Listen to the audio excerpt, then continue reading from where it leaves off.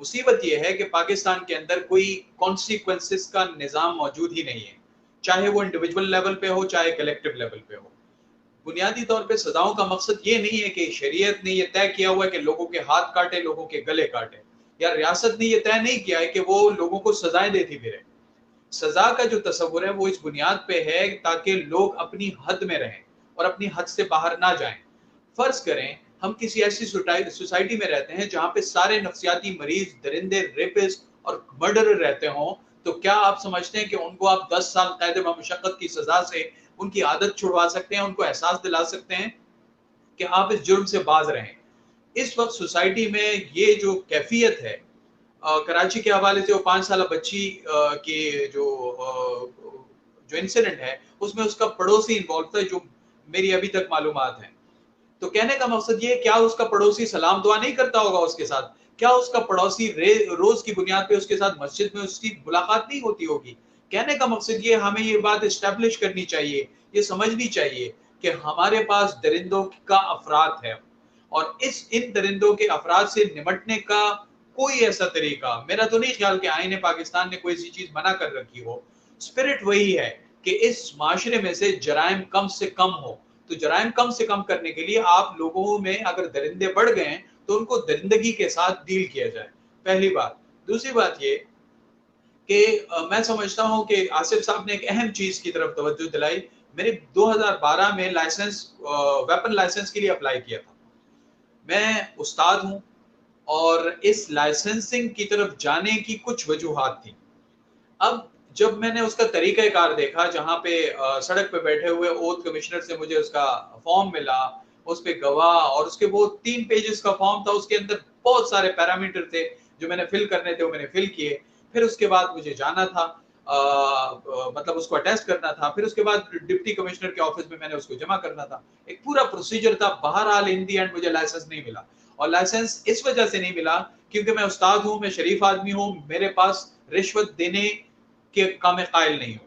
तो जो oath commissioner है जिसने मुझसे जो फॉर्म वगैरह जिससे मैंने लिया था और उससे अटैच मैंने कराया था, उसने कहा था सर आप ऐसा करें कि अगर आप 17,000 रुपए दें मुझे तो मैं आपका लाइसेंस आपके घर पहुंच भिजवा दूंगा, आपको यहीं से मिल जाएगा, 17,000 रुपए दे लाइसेंस मिल जाएगा।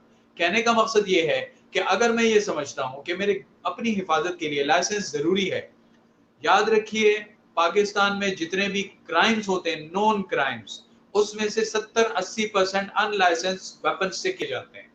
तो कहने का मकसद ये है, और जब लाइसेंस वेपन का आप रिवाज दें, अमेरिका में बहुत ज्यादा इस हवाले से मामलात हैं, इसका एडवर्स इम्पैक्ट भी है, वो तो अभी हम उसके बारे में बात नहीं करेंगे। जब कोई भी लाइसेंस इशू किया जाता है तो उस लाइसेंस के साथ 3 बुलेट्स चलाई जाती हैं, उनको फॉरेंसिक एविडेंस के तौर पे रखा जा सकता है। तो अगर आप इस लाइसेंसिंग को, इस मतलब लीगल वेपन्स को रिवाज देंगे, तो उसका फायदा ये होगा कि पूरे पाकिस्तान में कहीं भी किसी भी वेपन के साथ कोई वारदात होगी तो आप उसको ट्रैक कर सकते हैं, आप फोरेंसिकली उसको उसको ट्रैक डाउन कर सकते हैं। वापस आता हूं मैं अपने मौजू की तरफ।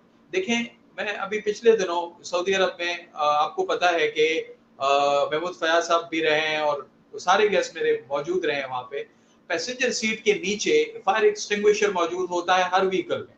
इसकी जो साइज है वो डिपेंड करता है कि वो what type of vehicle we are travelling इन।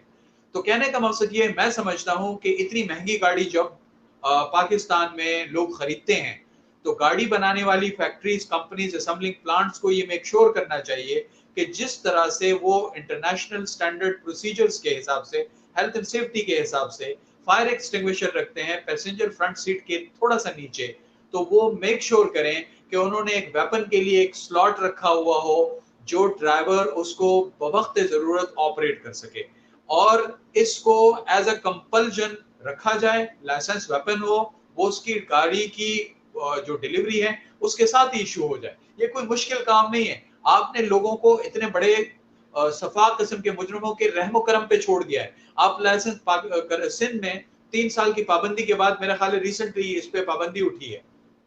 कहने का मकसद ये है, बहुत सारे काम है, बिगर पिक्चर को देखनी चाहिए। और यकीन करें, भी थोड़ी देर पहले एक ताहिर चौधरी साहब हैं, मेरी फ्रेंड लिस्ट में शामिल है, वकील हैं, उनकी वॉल से मुझे पता चला है कि ये खातून फ्रांस से आई हुई थी और ये अपने बच्चों को इसलिए पाकिस्तान लेकर आई थी कि वो पाकिस्तान में एजुकेट हो और यहाँ पे पाकिस्तानी जो के अंदर हमारा, चूंकि जब पाकिस्तान से बाहर जाते हैं तो हमारा लेबल ये है कि पाकिस्तान इस्लाम का किला है। खुदा का वास्ता है, इस किले को यहीं रहने दें और इन सफाक मुजरिमों पे पाबंद काबू पाने के लिए कुछ करें।